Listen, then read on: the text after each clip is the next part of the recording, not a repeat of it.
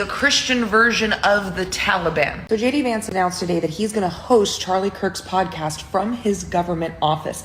Not only is this entirely unethical, but it shows a series of other things. Ben Shapiro's super conservative media empire is now going to assimilate Charlie Kirk's empire. Also, because MAGA was falling apart and fracturing over the non-release of the Epstein files, this is the perfect way for them to have an all-access pass to all of Charlie Kirk's following. Charlie Kirk, who, by the way, was straying on a couple MAGA talking points. Erica Kirk is now a household name and seems to be doing well with the intention, including releasing dead body coffin ASMR on a video, which I cannot fathom doing with any of my loved ones, no matter how long they've been dead, much less 48 hours after they died.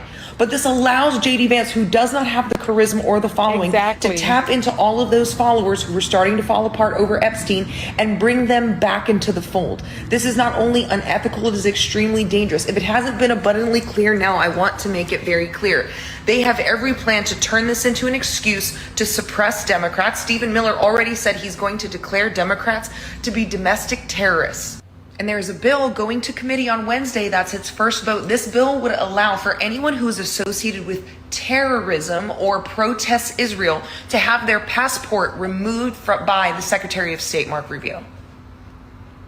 American citizens, not just people losing their visas and student visas and immigration paperwork, American citizens losing their ability to travel so that we would be trapped here. And if they can link you to domestic terrorism, saying because you're a Democrat, because you oppose the regime, because you... I want you to pay attention to the commentary that we had about Iran earlier and how, according to what it is that I've heard from classmates who are Iranian, their families' passports were taken and they are not able to leave the country. The people who left before the regime, and I guess they were able to get external passports, they are able to go in and out.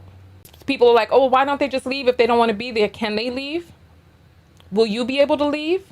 I heard Stephen Miller say that he is going to take all the money that you have in your bank account.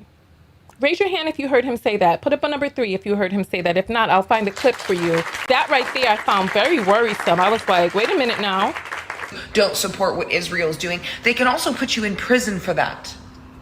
I need you to be very, very, very, very, very nervous about what's going on. And if you have not watched The Family, the Netflix documentary, you need to watch it or read the book, The Family.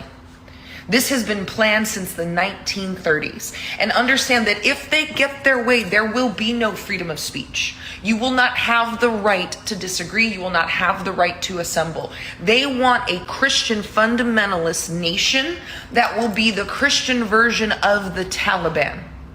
That is exactly what they want to implement, where you will not be allowed to defy their standard, to defy their interpretation of the Bible, to defy their gender roles, ladies. Listen. That is exactly what they want. For as much hatred and Islamophobia as they have always had, they are much more similar to the Taliban than they are people who actually follow Christ.